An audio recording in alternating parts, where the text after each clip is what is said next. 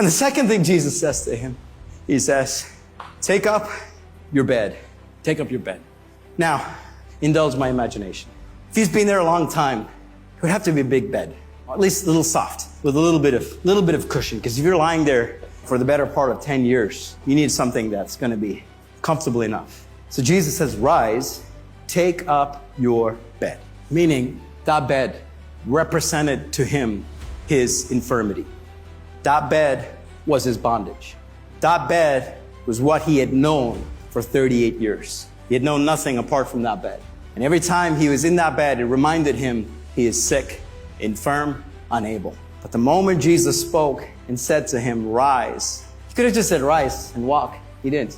It's rise, take up your bed. Meaning, I want you to hold up high that very thing that was your bondage is now going to become your testimony. The very thing that the enemy used to keep you nailed to the floor is going to be the very thing that people are going to look at and ask you what happened. And you're going to tell them, this is what Jesus did for me. Your bondage is going to be your testimony. Your misery is going to be your triumph. Your exact same thing that you were weeping and crying and thinking, my God, why did you give this to me, would be the very same thing that you're going to hold up triumphantly and say, look at this. What was meant to destroy me, God used it to bring a miracle in my life. What the enemy had hoped would bring me down was the exact same thing that God has now used to tell everyone he's a miracle working God.